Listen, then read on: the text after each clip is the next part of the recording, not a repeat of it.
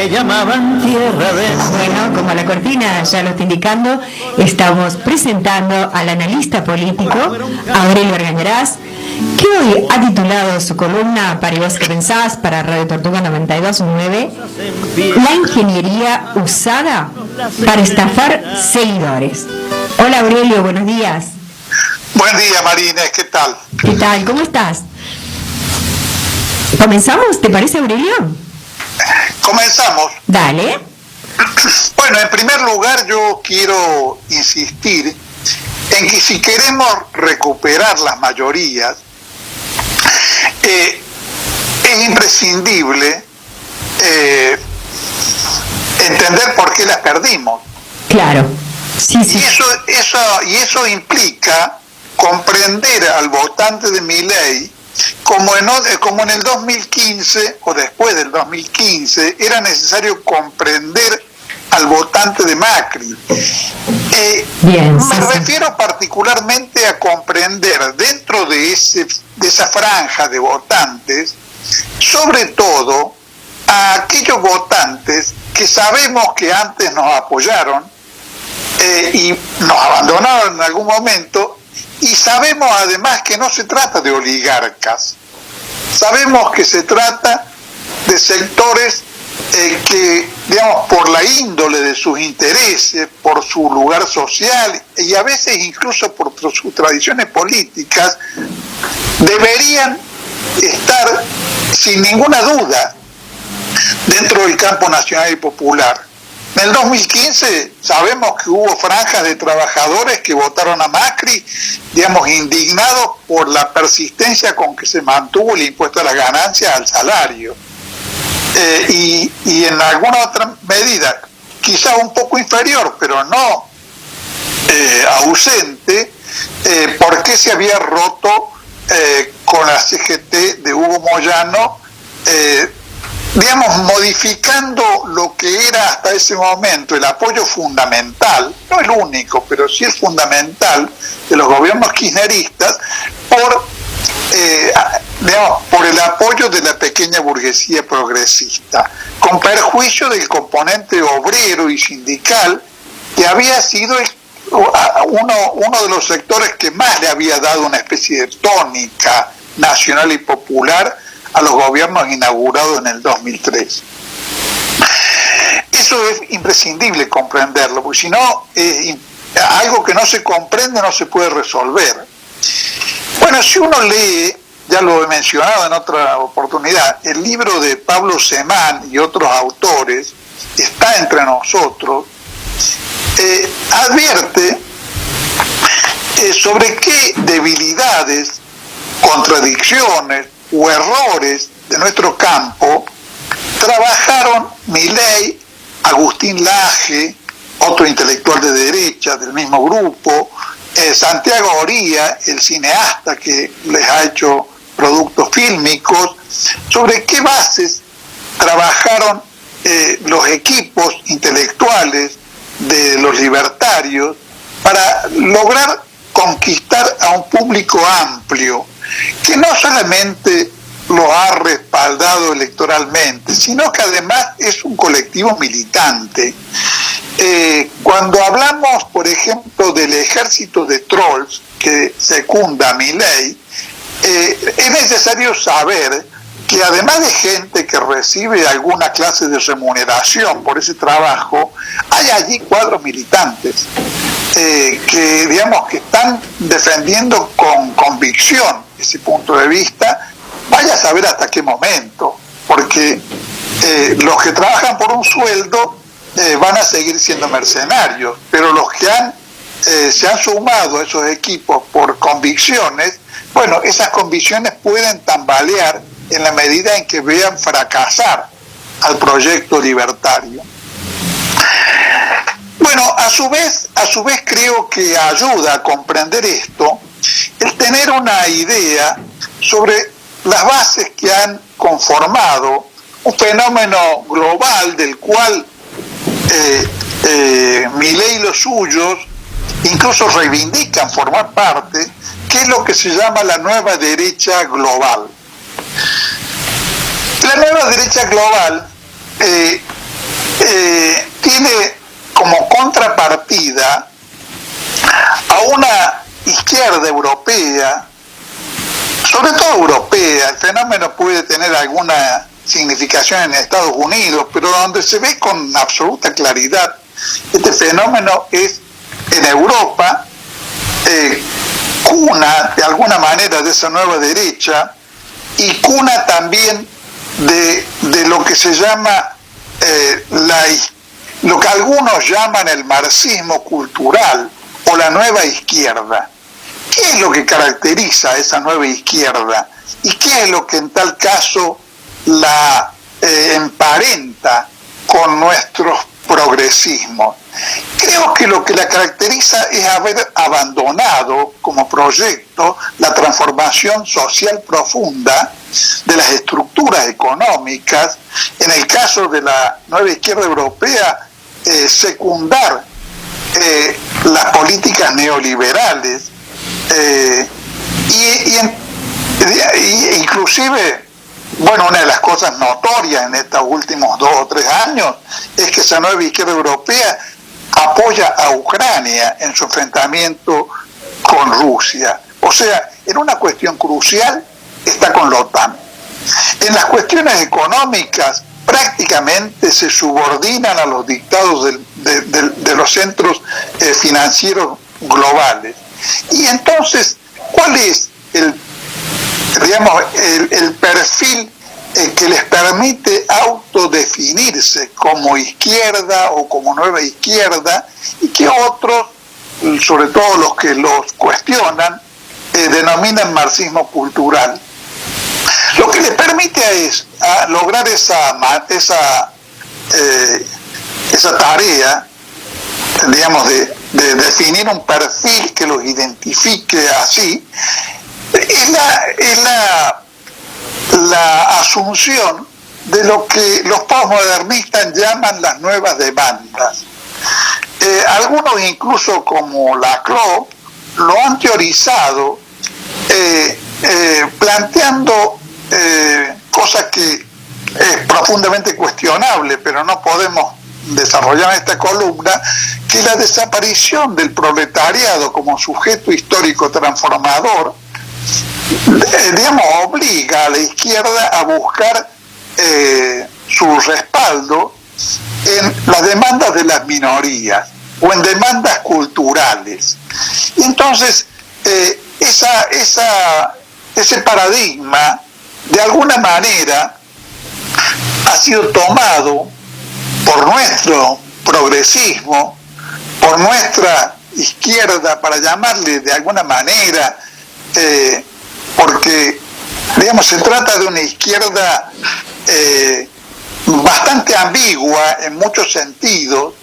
y que recibe su nombre de la identificación que tenía un sentido muy preciso por allá por el 2003-2004 entre los procesos latinoamericanos que habían seguido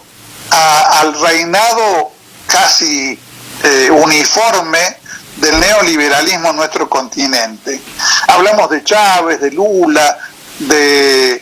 Frente Amplio Uruguayo, de Evo Morales, de las personalidades de ciclo que se identificaban como una cosa común, pero en realidad tenían diferencias de matices muy profundos, a pesar de que confluían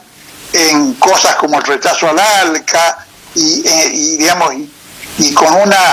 imaginario continental de unidad latinoamericana. Pero de ese momento inicial, donde de alguna manera los contenidos eran más claramente patrióticos y nacionalistas, en el buen sentido de la palabra, se derivó, después de la ruptura en el caso argentino con la CGT y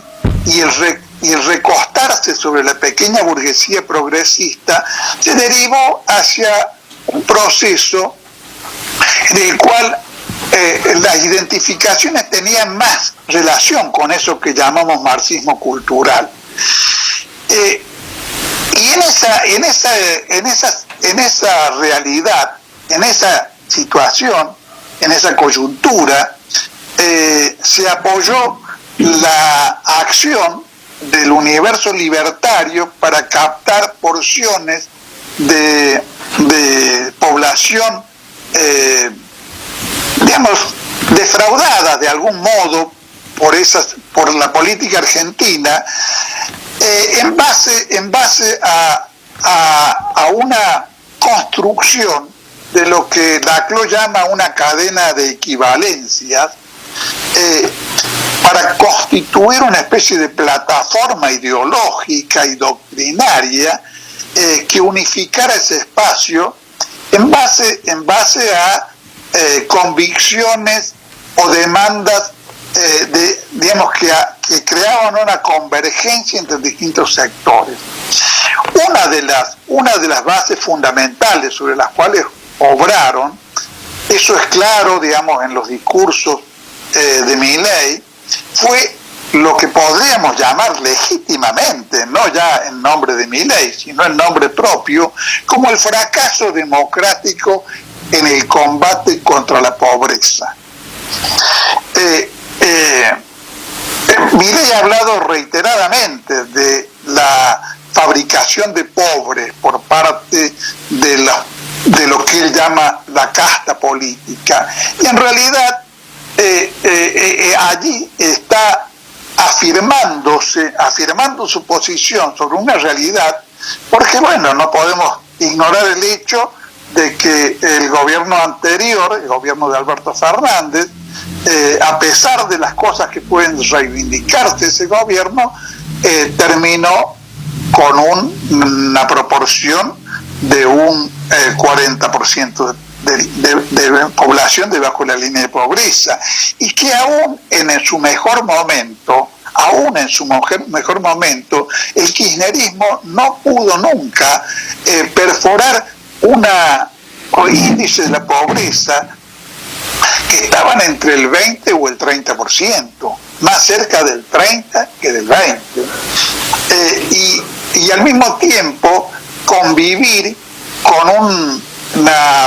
porcentajes altísimos de trabajo informal, de trabajo precario, que incluso fueran tolerados y utilizados de algún modo por el propio Estado, en las reparticiones públicas, en los bancos públicos, en los organismos del Estado, en el sistema de radios, por ejemplo. En el caso de Córdoba, en Radio Nacional, había una cantidad innumerable de contratos precarios. Todo eso, de alguna manera, debe ser contabilizado como parte de un fracaso de los 40 años democráticos en el terreno económico-social. Sobre esa base, con la colectividad de intelectuales libertarios encontró también un modo de afirmarse en el rechazo de colectividades importantes a distintas cuestiones. Una cuestión creo que alude, para que un poco el oyente identifique de qué estamos hablando, a las colectividades que se relacionaban con el pañuelo celeste y que rechazaban cuestiones como la educación sexual en los colegios, la legalización del divorcio, el aborto, el matrimonio igualitario y el derecho de las parejas gay a adoptar niños. Otro punto de rechazo de colectividades significativas de la población era el rechazo al lenguaje inclusivo, por sectores que yo diría que en ese caso eran mayoritarios. En realidad el lenguaje inclusivo se transformó en un patrimonio valorizado por comunidades pequeñas, porque jamás el lenguaje inclusivo se transformó en algo que pudiéramos denominar el lenguaje usado por el pueblo llano, por los ciudadanos de a pie. Siempre fue un lenguaje propio de colectividades limitadas, y aunque en algunos casos haya sido establecido como norma en el mundo universitario. Bueno, por supuesto, también relacionado con el primer punto que traté, también han generado rechazo en ciertos colectivos la ideología de género, que es necesario ser honesto y reconocer que la ideología de género no es un equivalente necesario de la reivindicación y de la lucha por la igualdad entre las mujeres y los hombres, porque la ideología de género es una novedad postmoderna, y las luchas por el feminismo tienen una larguísima trayectoria. En el caso de la Argentina comenzó con las mujeres que reivindicaban el derecho al voto y a la igualdad civil y a la igualdad de la mujer en el ejercicio de profesiones como la medicina a principios del siglo XX. Y a esos colectivos heroicos de feministas no se les pasaba por la cabeza defender algo que se relacione con la actual ideología de género. Entonces hay que distinguir una cosa de la otra, porque no es lo mismo en el terreno de la lucha por los derechos de la mujer, por ejemplo, la lucha porque las amas de casa tengan un salario y tengan una jubilación, que las demandas que son centrales para la ideología de género. Otro componente que también ha generado colectivos irritados es el fundamentalismo ambientalista, que tampoco es lo mismo que una política, permítanme el término, una política coherente pero cuidadosa del ambiente, pero que a su vez incorpore en sus reflexiones el hecho de que el cuidado del ambiente no puede ser transformado en un absoluto al que deban subordinarse, por ejemplo, todas las necesidades económicas. Personalmente he tenido que defender en algún momento el hecho de que todos los cuestionamientos que se pueden hacer, algunos razonables y otros no tanto, al modelo agropecuario, no pueden hacerse en nombre de posturas cuya puesta en práctica le impedirían a la Argentina tener cosechas de grano superiores a los 120 o 130 millones de toneladas, que son esenciales para la vida del país. Bueno, ahora bien, el tema creo, lo que debe ser registrado, a mi modo de ver, en esta tarea de comprender a los que han sido seducidos por la nueva derecha oligárquica argentina, un punto que creo que es central, si no el punto decisivo, es que estos colectivos, pensemos por ejemplo en las pañuelos celestes, que incluyen nada más ni nada menos que al Papa Francisco, estos colectivos no son, en muchísimos casos no están identificados con posiciones vendepatrias, no están identificados con posiciones que quieran privilegiar a los multimillonarios y entregar el país al saqueo del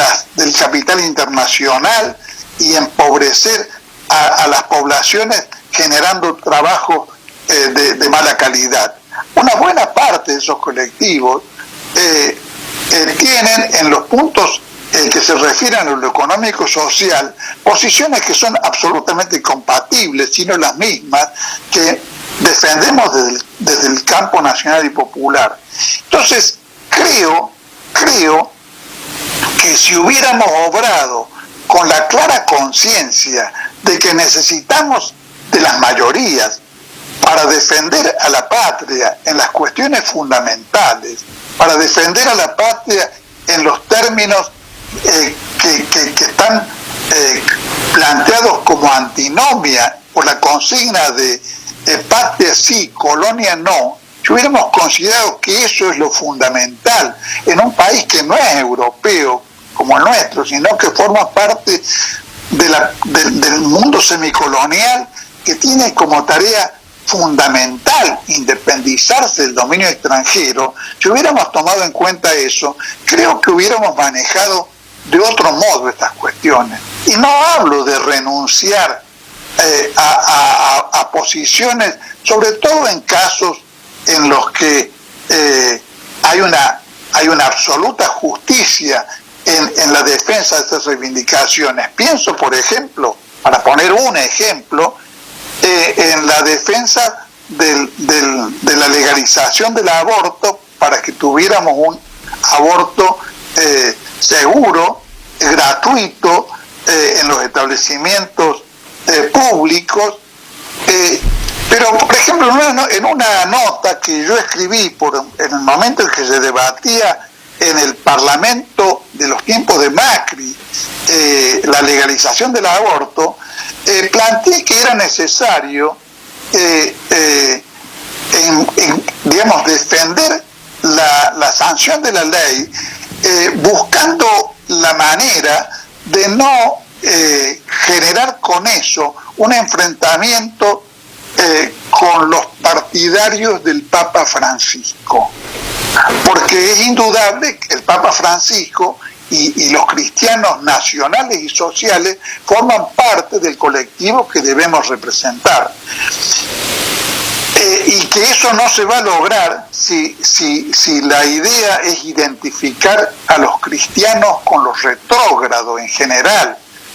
a la manera en que podían hacerlo los anarquistas a principios del siglo XX. Bueno, yo quiero aclarar que con esta columna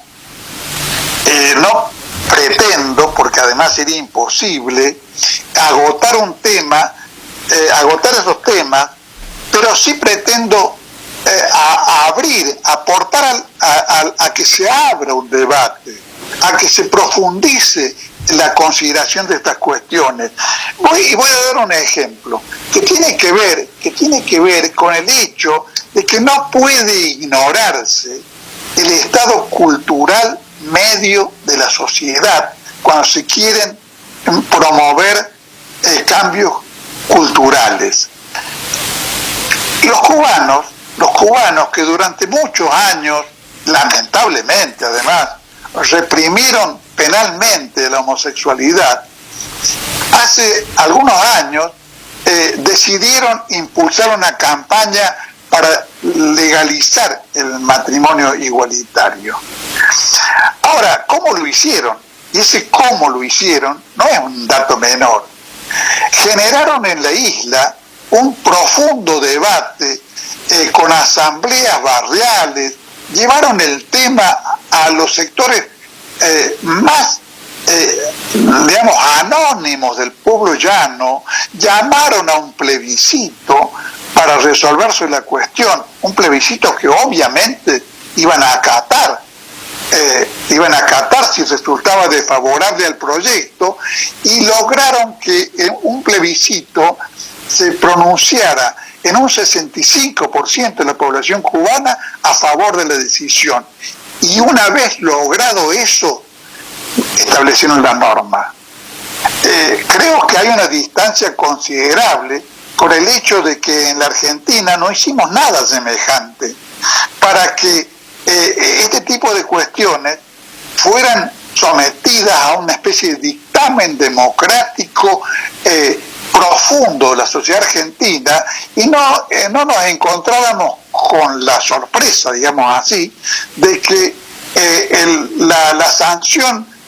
apresurada de ese tipo de cuestiones para complacer a determinados colectivos dejara al margen de ellos y con sentimientos de resentimiento frente a ese tipo de ley a porciones muy amplias de nuestra población. Creo que esa cuestión se comprende claramente si nos atenemos a la norma de que en todos los ámbitos de la vida política y de las resoluciones que importan a la sociedad debemos ser matemáticamente democráticos. Si contra lo que nosotros deseamos la sociedad es más conservadora de lo que se supone o de lo que desearíamos, y debemos respetar los sentimientos mayoritarios de nuestra colectividad. Yo pienso particularmente en eso, en cosas que, por ejemplo, me consta que han creado profundas dudas.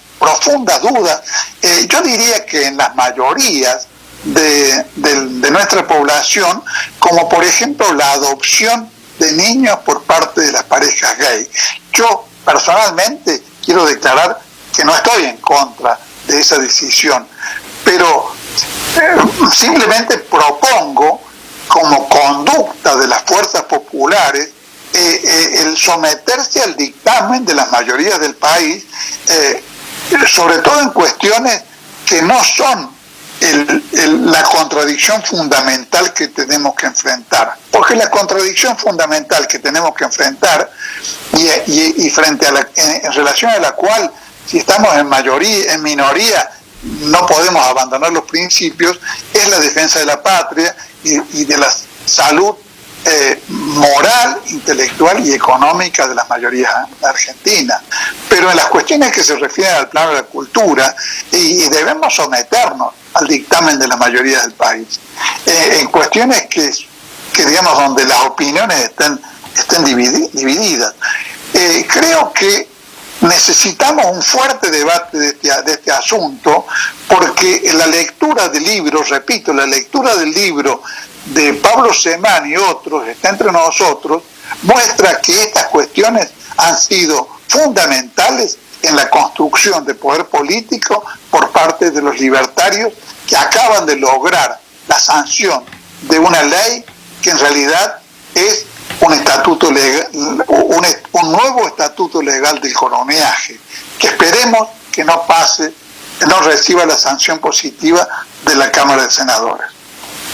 Bueno, eso es lo que yo quería decir hoy. Bueno, Aurelio, un abrazo. Bueno, gracias a ustedes, María Inés. Llegamos a ser despensa y enseñan por qué avergüenza a veces ser argentino. Hablan del ornitorrinco, de Grecia y de las cruzadas, pero jamás dicen nada de asuntos americanos ni del alma del paisano que se jugó en las patriadas.